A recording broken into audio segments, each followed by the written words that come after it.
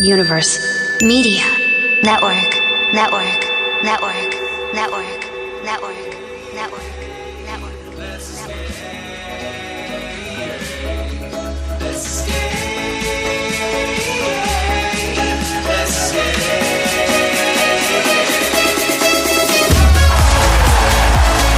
Welcome to the STL REI Girls Podcast, recorded live at Webster Groves Garden Cafe, 117 East Lockwood Avenue, Webster Groves, Missouri. I'm Melanie Claborn. I'm Sandra Holtmeyer. And we are here today talking with Tonya Winingar.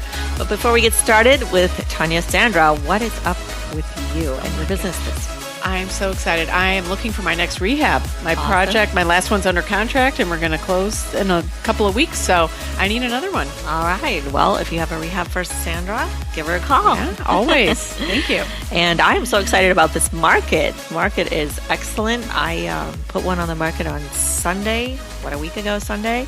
I got 4 contracts, and I'm just excited. We still have low inventory. So if you're putting a property out there after you've rehabbed it, it's a seller's market, so it's all great. Definitely. All right, we're going to be talking to Miss Tonya Winingar, and Tonya is a determined, driven person, and she's an agent with 3 Doors in Keller Williams, and is also a real estate investor who works in short sales with multiple property portfolios. I think Tonya has her finger in quite a few different things, and it's exciting to watch her fly. She started not too long ago. I think I had become a member of 3 Doors first, and then I saw you come in, and she just grabbed the bull by the horns and took off. And determined is a great way to describe her. She is excellent. So welcome, Tonya. Thanks for being on the show. Thanks for having me. I'm really nervous and really excited at the same time. So I'm like, oh my gosh, you're saying all these awesome things about me. I'm like, really? Is that me sitting here? Yes, it is. That's why you're here. So tell us a little bit about yourself, about your personal life, what you do. I feel like I've told everybody what I do and kind of how I got started so many times. I feel like I'm boring everybody, but so I am a former social worker. I've been a social worker for over 20 years in the mental health field, and then I have a master's in counseling, and I am still a licensed professional counselor.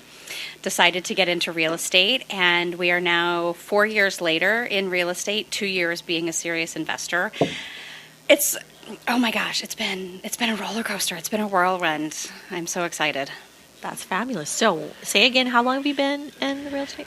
So I bought my first income property, my first becoming an investor property in 2016. Okay. And that's not that long ago. I mean, No. It probably feels like some ways it is and some ways it's not. Yeah, 4 years. I'm like, oh my gosh. So so a little bit, this is kind of one of those fun stories. I like to give myself birthday presents every year. And so, a couple of years, I bought myself a new car. It's really kind of fun to go birthday shopping. And 1 year, I decided I want to buy a house for my birthday. I need an income property. There you go. That's a good present birthday for yourself. Yeah. My partner and I played cash flow for the first time, kind of at home in the living room. And it's like, oh, wow, this is kind of really cool. We played it again, and I'm like, oh, Mama needs passive income. Mom's going to buy a house. And they looked at me and they're like, what? And I'm like, oh, honey, you have no idea. We're going to go buy a house and we're going to rent it out to somebody else. And that's what we're going to do. And they looked at me and said, okay, honey. And then for my birthday, I got my approval letter and bought a house. Hey, That's exciting. a good birthday present. I love it. Fabulous. You should do that every year.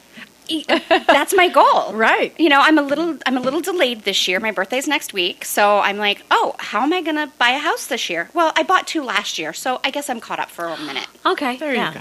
There you Working go. ahead. Good for you. Yeah. All right. Well, you just talked about the appeal of rental properties and income properties. Is that what appealed to you most about doing this, or what got you started and interested in real estate? So I had been presented with real estate probably since I was in my early 20s, just kind of doing the thing. I have always been for an introvert, I've always been a go-getter, and I thought I wanted to buy a house when I was in my early 20s, and so I looked around like, how do I buy a house? And these investors just like came out of the woodwork. I had no idea what they were or who they were at that time, and they said, hey, we've got these great properties, go take a look at it. This one's going to need a full gut. You don't mind putting in some elbow grease, some sweat equity. I've got all these properties, and I'm like, dude, my stepdad's been in construction his entire life. Like, I kind of know what I'm doing. Like, I can hang drywall like nobody's business. Yeah, I do the mudding and taping Wow, you're myself. the woman.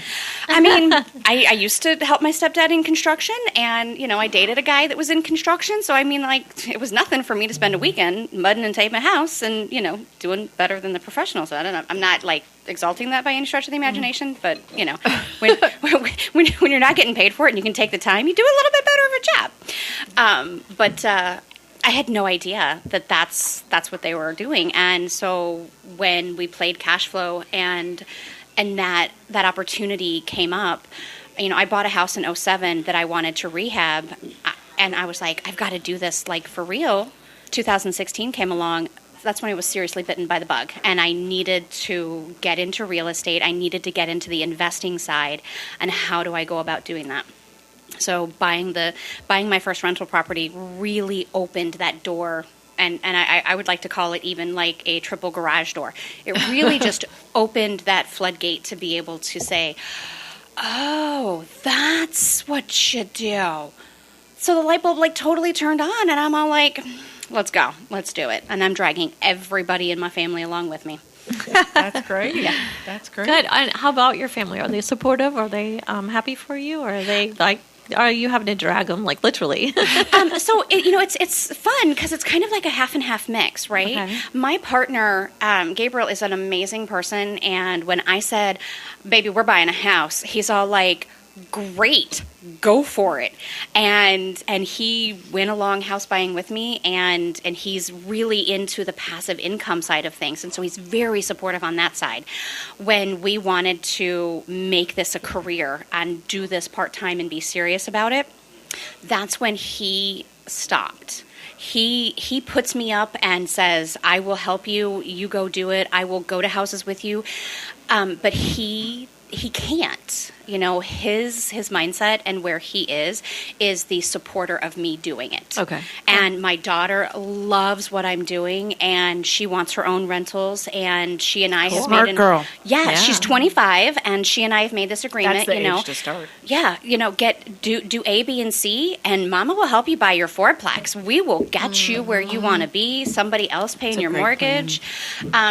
Now, my stepmom and my stepsisters, who have been in real estate their entire lives, think that I have not only joined the dark side, but that I have lost my mind in the process. And they are supportive of me doing it. They are just still very skeptical of the investing side of things, because they just don't understand how we do things on this side of the fence, and merging and bridging the traditional side of real estate with the how do you get your properties. Right. I So- see that a lot with a lot of traditional agents that don't have any experience working with investors and have no rental properties or investments themselves. I've run into several that either are afraid of us, intimidated by us, think we're trying to take their business, and that's not the case at all. No. I think if they're not working with investors, they're missing an opportunity. Yeah, absolutely. And Melanie and I have said this before, we're taking, and anyone that's rehabbed a house, we're taking the ugliest house on the street, making it the prettiest, and creating opportunity for investors to bring their buyers, or agents to bring their buyers, or get that listing. So there's lots of ways agents can partner with us. So I hope there's agents listening and are picking up some nuggets, because there's plenty of opportunity for all of us here. Everybody. I mean, Yeah. so when I finally explained to my stepmom, and she was the first one to come around to really beginning to understand that, where do you go to recycle houses? And that's what we're doing. We're Recycle, yeah, recycling, right? That's a great way to put it. Reduce, I know. reuse, recycle, resell. Resell, yeah, that's and, right. And so once she understood that concept, she has actually been calling me for the last 2 months going, hey, we need another house, but we know we're going to need to do a fixer-upper, so that, because my stepdad died in November, she's like, we're going to have to do this as a fixer-upper so that we can make sure to get everybody in the family in where they need to be, and doing it the traditional way of looking at the post-rehabbed house they're just not there. She's come to me and said, "Can you help me find a house, an investment property, so that we can make it our own?" And I'm like, "You're in a perfect position to do that. That's great. Listen, sister, I got you." Yeah, let's go. That's well, great. Good. Well, I think you said your first deal was a rental. Is that right? So that's how Yes. you got started? Yes. Did you intend to set out to do that, or did it just happen? How did that go down? I intended to set out to do Okay. that. When I decided, and when Robert Kiyosaki blew my mind and really opened that door, my intention was my first property was going to be a rental. It was going to be a passive income property, that this was how I was going to, one, start the slow track to passive income, and two, start the learning process for the investing. So I was at first looking for a single-family residence. Now, little did I know that single-family residence encompasses like a half a dozen options. I was looking for a cute little bungalow or a cute little, small house with the one-car garage and the picket fence, like the, 2.5 kids running around kind of thing. Not mine, other people's. But I intended on buying a full-on rental. And then my stepsister, who really doesn't want me investing, said, "Why would you do that? Why not just buy a duplex?" And my mind was blown again further. And so I said, "Duplex it is. Let's do it." So I got into rentals with the duplex. And then the next two properties that I purchased were intentional single families for rental. Perfect. So do you still have that first rental? I still live in it. You live in Oh, it that's now. great. Oh, okay. And I self-manage it. Ah, So it's an okay, income awesome. property for you and your residence. That's Yes. the way to do it. That's so smart. Listen, That's great. if I can say anything about being lazy, I will tell you that being lazy has been one of the best things about my life, because I'm like, what a better Work way. Right. I'm living in my house that somebody's helping me pay for. If that is not the epitome of working smarter, not harder, I'm on it. It is. Awesome. That's great. So you got started with rentals, and you would call that, obviously, since you're still in that duplex, you call that a success, right? Yes. And then after that, you've had more successes. What would be your next big success after that? Staying in the game. Yeah. But I say that. So getting my first rental was my first big success. My second one was making that next step into full-time, and I say full-time investor, like actually making the process and the conscious decision to become an investor. I went to a 3-day boot camp, learned about how much I didn't know about what I was already doing that I should have known before I started doing what I was doing. There's so much to be said about pre-education, Yeah, right? see how we're laughing at that? I think we've been there, done that. No, would have never in my wildest dreams. But so I got my first property under contract, learned so much, but that wasn't even my biggest success, right? My biggest success was failing. When I failed, recognizing I suck at this game. I have no idea what I'm doing. I'm literally on vacation in the middle of nowhere with barely any cell phone service, and I have 2 contracts going south faster than, the Arctic at sundown, right? So I'm like, oh, my Lanta. So recognizing that, this isn't all, just, find a property wholesale, like quick $5,000. Mm-hmm. That led me to, financially, that led me to my biggest success, which was I found a friend, I phoned a friend to find a friend and got connected with him. He was mentoring me, kind of guiding me a little bit along the way. And I just lucked into a 47 property contract that an agent was selling for her clients, and we managed. So this is the glamorous side of real estate, right? The package was $1.9 million for 47 properties. Some of those were duplexes, some of those were but 47 properties. Right. And we negotiated to get it under contract for $1.3 million, and took an entire month to literally process every property. Mm-hmm. I walked all 47 properties. I still have most of the 47 properties on my phone. I can just, pick up a camera at will and go, hey, look, this is a house I bought. And then through that process, it took us 3 months to negotiate that down to $625,000. So Excellent. And so part of this process, so, I'm a social worker. I'm a bleeding heart. So this package wasn't just, oh, hey, we have, some investors have some properties they want to sell. No, these investors had actually been taken advantage of by the investor that had managed and monitored their properties for the last 10 to 15 years. So I was very involved with the sellers through their agent.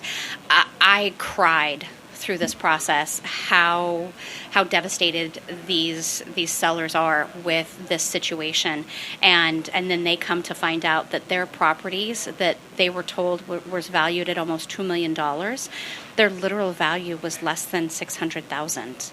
And so we took the package down, and we have been rehabbing some of these homes and helping other investors rehab these homes so that they can be safe, stable, affordable houses for the community in communities Excellent. that didn't have that. That's a big project. Huge. Oh my gosh! Wow. Yeah, 3 months of. And you survived it. I survived. Yeah. You're still here today. I'm to still talk here. about it. Yeah. Wow. All So right. that was my very first huge. action as an actual agent, and I was the buyer's agent on that, and it was an amazing process. Yeah. So. What a way to jump in. Yeah, Not just really. one, with I know. 47. Baptism 47. by fire. Wow. So, what's your favorite type of REI deal, Tonya? The easy one. Hey. Yeah. So my favorite type of deal is the deal where not only is it good for me, the investor, to be a good buy, but it's a good deal for the seller to be a good sell. And it's one where, listen, I'm a therapist. I'm a social worker. So my job is to make sure that you have safe, stable, affordable housing no matter where you go. And it doesn't matter if I buy your house or not. How are we getting you from point A to point Z with as much dignity and respect and sanity as possible? So my favorite deals so far have been the ones that, I've been your advocate. I'm the agent. I'm the investor. I'm coming in to buy your house, Right. which is fabulous. But can I get you some referrals and some resources? And I'm just like, wow. The funnest deal I did was a friend of a friend referral, and he desperately just needed to get out of the house. And I'm like, how can I help you do that? Can you come to the table with money because you're upside down? And miraculously, he could. And, we got him to a better situation. He was already living somewhere else. So just making that process seamless and as easy as possible. I'm guessing, because I've been in some similar situations, and it amazes me that even if someone has to bring money to the table or going through that terrible hardship, they're so thankful, and they give you a hug when they're done, which I would have never expected coming into this business. But sometimes these folks are in such dire straits that we're their only hope, and a real estate investor can offer alternatives other people haven't. Right. The traditional agent, I've been talking with one lady this week, she's very unhappy the fact that her house is going to foreclosure. And she's like, I have no idea why. If I wasn't who I was, if I hadn't had the last 30-something years of experience of, compassion and just, how can I help you? Coupled with, learning, be more curious in this role. I would have never thought being more curious in this role would have helped things, but, helping her understand her situation better and then just, I'm not even going to buy her house. That's not even on the table anymore. Where do you go to find the resources to get the foreclosure stopped and to solve the problem? That's a perfect segue to the next question. I was just going to say you're answering my question that I like to ask about previous experience. And it sounds like your previous experience of being a counselor and a social worker is a huge boost to your real estate career. And I like to ask this question because other people listening, other women listening might feel like, oh, I'm just a homemaker, or I'm just a school teacher, and this is not my thing. But we all bring prior experience and prior knowledge into the real estate business that actually fits and actually works and actually makes us a unique individual in the business and a great investor. So it sounds like you're the question is, what previous experience of yours is an asset to your new business? So I can tell already your compassion, your social worker experience, all that has been a boost for you and for the people that you work with. Is there anything else you would add to that? Just natural curiosity and natural problem solving, right? So you mentioned, teachers and homemakers. Homemakers, parents, stay-at-home parents, they wear 17 different hats. And so as real estate agents, we need to be able to bring home to somebody else's home, right? And to put on that different hat so you have this 35, 40 years worth of experience. You don't ever go into the next situation not knowing how to help somebody, just not knowing which resource is going to be the right one. I think it's amazing to hear you talk about that. One of the things that inspired Melanie and I to team up with Antonio and do this podcast was to inspire women and help everyone understand that you've all got different skill sets you can bring to the table. So I'm glad you mentioned a homemaker. Even for folks that have never worked, whether it be a man or a woman, you've got skills that you're getting through life with that you can bring to this industry and make it a success for yourself. So we've talked to social workers, we talked to college counselors, you were a teacher, I worked in food service. I mean, it's amazing everybody's background, and I hope that continues to inspire women to hear that you can bring virtually any skill set here. Yes. Well, I was a homemaker for 15 years, and then I was suddenly single with 3 kids and a mountain of debt. And I had all that self-doubt that listening to you, if I could have listened to someone like you two, I could have probably overcome it faster. But instead, it took me longer to get to that point where I could jump off into building a business of my own. It took me a lot longer. But you know what? I was a homemaker. I was that example. So it is possible. Yeah. You can do it. Yeah, I mean, because homemakers, you are the executive. You are the CEO of your home. You are the bookkeeper. You are the chef. You are the taxi driver. So, I mean, when we think of can we do this, it's yes, we can. So Bobette the builder, can we build it? Yes, we can. Yes. Well, it's all about problem solving, and if you're no matter who you are, you have problems and you have to solve them. So being resourceful, taking initiative, being proactive, those are, I think, some of the 3 biggest things you need to be a real estate investor. And anybody from any background, typically, if you have those 3 things, you can move on into real estate investing. Yeah. I think people don't realize when they think about real estate investors, I think sometimes the connotation is we're just, making a bunch of money off of other people and we're just making deals, and we're helping people. We are bringing options other people didn't have. And virtually every deal, I can't think of one deal I've done where the people haven't thanked me for helping them one way or the other, either just sell the house or get them the price they wanted or alleviate a huge problem for them. So, I mean, yes, we're making money in the process, but we're helping people. Right. Well, I mean, even in my career as a social worker and as a therapist, right, I went into social work, and this is going to sound really funny because it's a joke, but I went into social work for the money. Right? I'm like, oh, yeah, man, I'm going to go make $22,000 a year. And I was ecstatic when I actually made $22,500 a year. And then I go into real estate. And so, again, this is the joke, but I'm going into real estate for the money. No, I'm not. I'm going into real estate to help people, right? I have to help people. I mean, it's a helping profession. As a traditional real estate agent, you are helping a family find their new forever home. As a investor, you are helping a family leave a home that they can't sell on the traditional market, so you're going to have to sell it through the recycle store. That's great. Fabulous. You'd sell your car the same way. Or families that are saddled with a home and they don't know what to do with it. It's not where they want to live. They don't have the knowledge and understanding of how to fix it up and sell it themselves. So or they were sold it becomes lemon. a big burden. We can alleviate that burden for them. All right, well, let's shift gears for a minute. And now a quick word about our sponsor, Longhorn Investments. Longhorn Investments, LLC, is a direct private lender offering short-term acquisition and renovation capital to real estate investors for both residential and commercial assets. Highlights of Longhorn's program include up to 75% of ARV, financing up to 100% of cost, closing in 3 to 5 days, no income requirements, Streamlined, simple approval process and no prepayment penalty. Formed in 2008, Longhorn Investments has funded over 4,000 loans since its inception.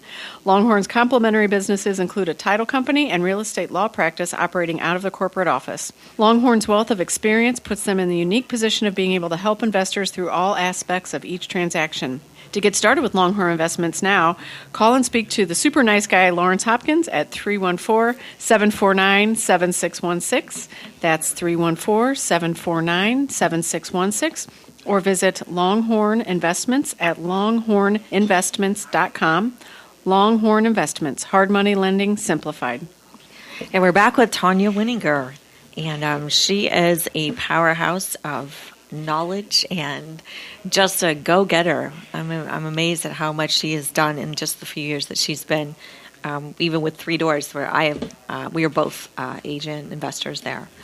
So, Tonya, was there ever a time you thought about quitting the real estate industry?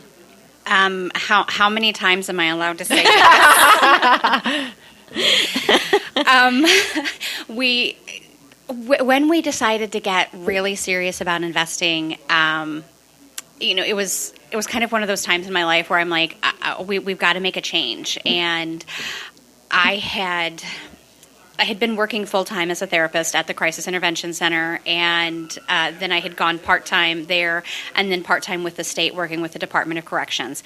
By the way, one of my favorite jobs ever, like working with prisoners and offenders coming out of the system. Hello, how much more like moldable, willingness to do better. But so I'm like, something's got to give. And when we got started in investing, I was working part-time at DOC and doing the investing and really just kind of like not sure of myself. How am I supposed to do this? I had a coach and he, God love him, he was doing the best that he could with this. And I'm like, I don't know, maybe I've got some earmuffs on and I can't hear, or I'm just not retaining the message. And, I had lofty goals. I wanted to close 3 deals before I left on vacation. We started this in beginning of April, and my vacation is in the middle of June. I'm like, I want to close 3 deals by the middle of June. I got to have money to go on vacation. And he looked at me and he goes, and I'm like, what? Nobody does that? He goes, nobody does that. And so I closed 1. That's awesome. In that time frame. And he looked at me and he was like, oh my God. While I was on vacation and I lost 2 deals, literally they were just falling apart. And I learned later that they were crap to begin with. So you've got to learn how that, and I'm just like, Gabriel, I don't know that I can do this. I just don't know if I can. And then I came back from vacation and I couldn't do both at the same time. And I begged permission to quit my job, and I did. Tip number 1, listeners, if you're thinking about getting into real estate investment and everybody tells you, keep your day job until you have enough income, passive income to keep it going, keep your day job, period. I don't care what they tell you. Oh, you can do this and quit your... No, don't. Keep it. Mama Tonya said keep your day job. I was literally like, how do I do this? And so I quit my job and started doing investing full-time, driving for dollars, trying to find things. And, a couple of months went by and absolute squat. And I'm crying because, how am I going to pay my bills? How are we going to do this? 3 months later, I'm crying. I think we need to quit. During the 47-house package deal, that whole amazingness, I'm still crying. I don't know that I can do this. I don't know that I'm capable of this. And I finally stopped that. And, yeah. Well, All right. I was going to ask you, and maybe we can combine this a little bit, but what's your biggest hurdle that you've overcome, and how did you learn from it? It sounds like that was a big hurdle in the beginning, just your confidence and the overwhelm of, oh my gosh, this is huge. What do I do now? How did you stop that? You said finally you stopped telling yourself I can't do it. So what was that switch? The switch was finally becoming more active with the REI groups, finding the right, and I wouldn't say coach, mentor, but finding the right people to be around. Not knowing what I'm doing and not not being comfortable with what I was doing and being around the wrong people just kept leading to that feeling. I'm a very visual person. So if you guys, for any of you born in the 70s and 80s, remember that pogo ball, Not the pogo stick, the pogo ball. So you're bouncing on a pogo ball while you're juggling bowling balls that are on fire that, oh, by the way, also have knives sticking out of them. When you finally, when you finally go, I'm not juggling this anymore, and I'm just going to hop off the pogo ball, and I'm going to go play over here in the sand for a couple of minutes. That's when you realize that everybody else was on the sidelines the entire time and there to help you. And when you find the right people to be with, that's when... there are days where I still feel like I have no idea what I'm doing, which is most days. Some days it's worse than others. Other days I'm like, no, dude, I totally got this. This morning was a great, fabulous example of, if you just get out of your own way, stop making it harder than it actually is. You don't have to. That confidence comes in and goes, yeah, I actually do sort of know what I'm doing. And you're kind of a big deal.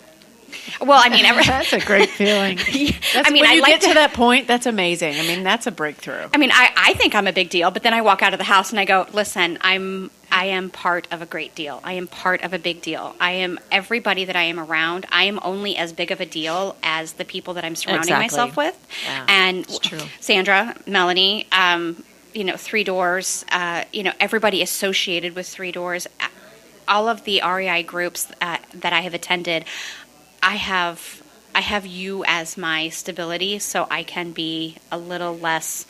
Listen, so it's just like being in therapy, Right, right. Yeah, you suddenly just realize this crap, whatever, move on. Yeah. So yeah, that's true. I do love when I go to a networking event surrounded by all of us, and you walk in, you're like, oh, now I'm around all my girls, and we're all doing the same stuff and dealing with the same stuff, and it is empowering, and you feel supported. Yeah. And I was just talking with another lady, and she's a wholesaler, and she was like, hey, can we meet on Monday, and can you bring Melanie? And I'm like, yeah. She goes, I hope that's not being too competitive. And I'm like, listen, you know what? It doesn't matter who we're working with. When we're working together, we're not being competitive. We're being collaborative. And it doesn't matter if Melanie buys the deal and I don't. We are working in concert with each other. We are working together. That's what matters. Right? And everybody is working. And we take care of each other, yes. so we're good. Absolutely. Yeah, we'll be good. It'll be fun. I can't wait to go see those. Yeah. It's exciting. Mm-hmm. All right. So you've been working with clients now for a little while. So for our listeners who will be working with clients or already working with clients, what was your worst client-related experience, and how did you resolve that? I think it was when we first started in the first 3 to 4 months was my very worst client was actually a business professional in the real estate industry like us. And his attitude and his demeanor just from the get-go, from the therapeutic side of things, like, dude, I wanted to drop kick you in a heartbeat. I would totally love to make sure that my foot met somewhere so that you just fell. But, karmically, don't want that to happen. No. He was just very difficult to work with. And in the real estate industry, I just didn't know how to deal with that or how to, basically how to tell him he's full of himself. And you're just being a mean butthead, and stop it. And so to resolve it, I really didn't until we sent the mutual releases of contract, and I gave myself permission to just go, you know what, this has no more energetic effect on me, and I am going to release all of the emotions that I had attached to these properties and to dealing with him, and I'm just going to let it go. And I learned from that with how to deal with future clients that are going to be difficult, that just like in the therapeutic world, their actions and their thought process is all the reflection of them. And I'm just coming in and I get to be that sounding board. And I say the word get because I do. I get to be that sounding board. I talked with a lady on Sunday, and I told her, hey, by the way, your house is going to foreclosure on the 25th. And she and her daughter started yelling at me. They've never been behind on the mortgage. How dare I call and say they're going to auction? And after about a 45-minute conversation, I was her bestie. I was the bestest friend she'd ever had. I'm talking with her, giving her advice, and I'm like, literally, don't take my advice. I'm not using it, so it's not that good. But here's my suggestions. And, so just really just having that permission to go, if this isn't a conversation that we need to have right now, don't. Good. So you turned a kind of a hostile situation into a good, productive conversation. Yeah. Well, it's hard to do sometimes. I know. I was going to say, let's talk about that for a second, if that's okay, because I know I don't inherently have that skill, and there's probably other listeners that do not. So it sounds like, and correct me if I'm wrong, you listened, you sympathized, empathized with them, offered solutions. I mean, is that too simplified? Or what suggestions would you have to deal with that for people that don't have your background? So it's really interesting. So a lot of people... Yes, it's oversimplified, but that's actually the most complicated it is, right? So listen, literally hear what they're saying, and then emotionally hear what they're saying. So she's yelling at me, and so that reflective speech, that literally just almost parroting what they say back.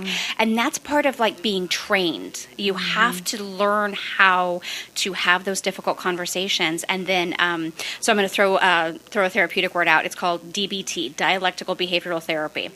Google it. It rocked my world when I found out how to do this. But it's really just kind of being present in that emotion and go, yeah, man, dude, you are really angry over this. And you're mad at me because I'm the one that's calling you and talking to you about it. Yes, I am. Dude, I get it. So yes, it's empathy. Yes, it's, sympathy. And then it's literally saying the elephant in the room. You are super angry right now, and you're angry at me for being the one to bring this to you, and openly acknowledging those things that they're yelling about but not saying. And just so putting it out there, acknowledging it, and being comfortable with being awkward. So you're acknowledging their feelings, and you're acknowledging their perception, right? Yes. You're not saying you agree with it. You're just acknowledging You're just acknowledging it. So, So is that called labeling in the...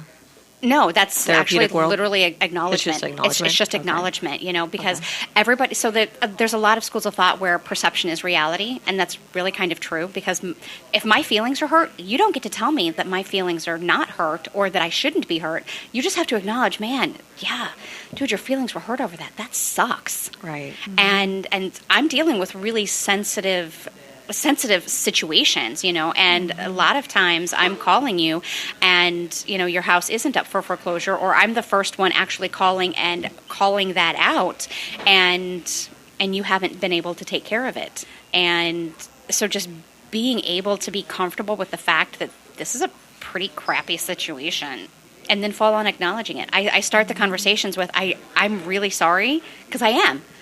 And if this is the first you're hearing of it, or, if I'm bringing up something, please tell me, but I think your house is going to foreclosure within the next week and a half. Have you been able to take that care of that? And the response that I get from people who actually answer the phone has been overwhelmingly positive, because they're like, yeah. And, I really wish you people would stop calling me. Dude, totally understand that. Do you want me to take you off my list? I mean, I'd love to talk to you again. If you haven't figured out how to solve this, call me. I'll give you some resources. So that's great. Well, thank you for taking us down that path a little bit. You're welcome. Something we haven't talked about a whole lot, and I think a lot of us can learn from those skills when we are dealing with people in tough situations. So thank you. Yeah. That's great. So financially, was there a deal you closed, maybe the 47 houses, that made you just go, wow, this is the best thing ever? Yes, the 47 house package was the one that, yes, this is the best thing ever. So, one, just, I closed a deal this massive. Like, it really didn't hit me for a little while that this was a pretty big deal, right? I mean, because my first deal, that was the one where I'm like, oh, I was supposed to make $4,000 wholesale fee, and I ended up making a $2,000 wholesale fee, and I'm all like, dude, I made a wholesale fee. How cool is that? Very cool. Right? Yeah. But then, the 47 package was just like, so it took me a couple of months to realize, and with several people in spontaneous conversations happening outside of the others, that most people haven't done 47 deals in their first 2 years. Right. And I'm like, I don't know that I can call that a of 47 deals, because that was one deal. It was one package. But they haven't done 47 deals in 2 years, and I've done over 50. Yeah, it still that's boggles awesome. my mind. I'm like, how the heck have I done over 50? Because that was one, and then I've done like maybe a handful more. And just like really going, oh, wow. And it might have been one deal, but you walked all those houses, right? I walked all All 47 40, properties. yeah, all of negotiated them. each one. That's a Yes. lot. I was on the phone with the agent multiple So you could times say a that's week. 47. I could say I would. Yeah. Well, that's what everybody it. keeps telling me. I Is would. I'm like, I Don't just, make it one deal. Make it 47 deals. So I've done over 50 properties in my first 2 years of doing that's this, and I'm huge. just like, it's And who would have thought, Who right? would've? I mean, I Yeah. hope that's inspiring some of the listeners. Like, you really Absolutely. can jump in and just... That's the wonderful thing about real estate is the Yeah. possibilities. When you wake Yes. up in the morning, you don't know who you're going to run into, who has a situation that they need to let go of properties, what kind of properties they're going to be. And it could be, today, I always say to myself, today could be the most amazing day. Today could be my $100,000 deal. Or, you know what I'm saying? Just, Yeah. the possibilities are endless. and today is. So Anne of Avonlea, way back in the day. I know I'm dating myself. Today is wonderful with no mistakes in it yet. Today is wonderful because you have all the possibilities still yet. So we call that sometimes strengths-based thinking is, yeah, today's a fabulous day. Yeah, so what? You woke up today and you have all these things that you want to accomplish. The fact that you woke up and you said, I have all these things I want to accomplish, that's awesome. That is amazing. And for people in my world, to be able to make one of those things happen a day is awesome. I made phone calls today. I did cold calling today. Do you know how hard that is for me? Oh, yeah, that's hard for me, Oh, too. my Lanta. Yeah. Good for you. I want to Awesome. hire that out so somebody else can do it so that I can come in and swoop in There and you save go. the day. You Because can that's do what that. I do. Well, you've given us lots of great nuggets, Tonya, and I appreciate you sharing everything. It sounds like you've learned a lot, and a lot of us can learn from you.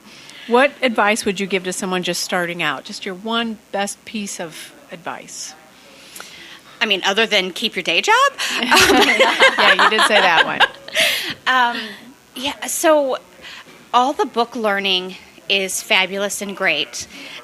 Then you have to go put it into practice. So massive action, right? Everybody says this. And so we say massive action, and in my world, I sometimes break that down into smaller pieces. Take one action, because that one action sometimes is massive action. My partner and I sitting down to make cold calls, him sitting down with me and handing me a piece of paper, for him is massive action. For me, making the phone calls is massive action. Sitting there for 2 hours, major massive action. And then the second piece is find somebody, a coach, a mentor, or an REI group where you feel comfortable and accepted, and let them teach you while you take action. Okay, I think that's great. We were just talking about that on another episode, that taking the action, those actionable items, I see it over and over. People that come to these groups over and over and have been a member for years are super sweet, very friendly, but for whatever reason, they're not taking any action. So Yeah. I think just that one bite at a time advice is good. Just Yes. start somewhere. Because I know when I started, I wanted to learn everything I could about real estate. And I realized I can't learn it all. My brain just won't hold all that. So I need to start with wholesaling. Yeah, Or I whatever. wish that there were a school. So, I had to get a 4-year degree to be able to be a social worker, and they barely taught me what I needed to do to be able to go out and be a social worker. But if there were like a 2-year program that you could go into, kind of like night school, like what I would do, to learn all about real estate, how it works, the functions, the functionality, and still do everything on the side, so that I had that base, that core education that would have, for me, I am an education buff. Like, I am the one that I always want to take a class, or I want a CEU so that I understand how the actual systems and process work. Then I want to go put it into action. And I did real estate completely backwards. I went and did action before really even understanding what the fundamentals were. So typically you're a ready, aim, fire type of person. Typically, I'm a ready, aim, fire. Sometimes I miss that ready, and I just aim and fire. That's the part about the determined and driven. You know, I want a house for my birthday, and I just go and do it, not thinking of all of the steps and the processes. And I'm like, really? So sometimes you're also a ready, fire, aim. Yes. And then sometimes I'm a ready. Well, can we have a couple more years to be ready? Because I'm not ready. That's funny. I'm the ready, fire, aim, so I totally understand. Yeah. I get you. Well, and there's something to be said for failing forward. I think a lot of us learn our best lessons the hard way, but we're learning, and as long as we don't repeat them again. Yeah. Well, the whole thing about learning everything is, this one of my life's mottos is, I don't like to make a mistake twice. I really don't. I like to make it 5 or 6 times so I can really learn the lesson. Oh. Yes, thank you. You're welcome. That's not where I thought you were going with that. That's why I like talking to her. She always goes a different route than what you think you're going to hear. Oh, my goodness. That's awesome. If you want to learn from me, learn your mistake the first time and don't do it again.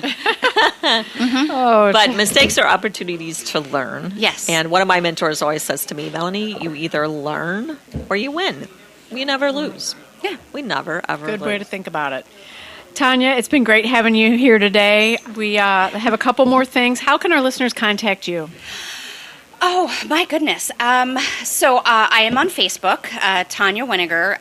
You'll have to actually spell my name wrong 5 times to find me. Or you can, on Facebook, find a solution-focused real estate. Okay. I am a solutions-focused individual. I am also at 3 Doors. You can call over there, 314-571-9225, or reach me directly on my cell phone, 314-324-2723. Great. Awesome. Thank you. So before we go, here's one final question for you. What's the one thing you love most about doing business in St. Louis? So something St. Louis centered. We're a unique city. We're a unique market. St. Louis is unlike any other city or city in America. I mean, it's not just the diversity of, I heard your previous guest, it's not just the diversity of being able to be in a $75,000 house one street and a $750 the next street. It's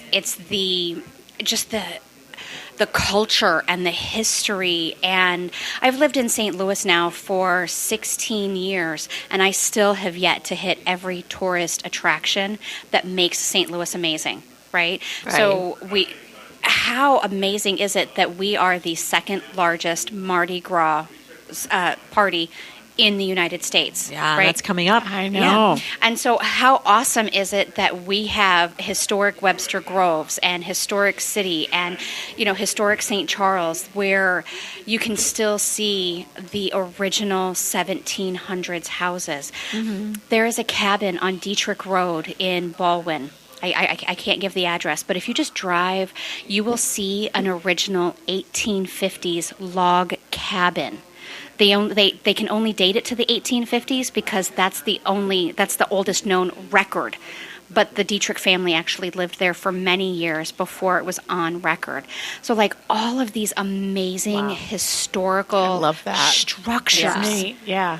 It's just it's unfathomable. Just take a drive down in the state streets just off of The Grand. brickwork. I love the brickwork. St. Louis brickwork is renowned across the nation, and yes, we love our brick. So when you tear down a brick house, you've got to be very careful about it because somebody else will pay you. Oh, yeah. They'll come and get it. They will. So, all right. Well, thank you so much for being our guest thank you, today on the Tonya. show, Tonya. Thank you We for really having me. appreciate it. Yeah, this was fun. All right. We hope you enjoyed today's show. Do us a favor and visit the sponsors who help make this show happen. And to contact Melanie Claborn, I am at 314-707-9122 or Melanie at stlouissolutionsfirm.com, Facebook, St. Louis Solutions Firm, Twitter, LinkedIn, and even Instagram. All right. Well, I'm Sandra Holtmeyer. To reach me, my number is 636-856-3358. You can also find me on social media, Twitter, LinkedIn, Facebook, Instagram at Sandra Sells STL. Awesome. And today's show was engineered, mixed, and produced by Antonio Holman. publisher of St. Louis Real Estate Investor Magazine. And our theme song is Escape by the Diviners featuring Rossi. And if you'd like to find out more great content like this, visit STLREIMAG.com. That's STLREIMAG.com. Thanks for listening. Thank you.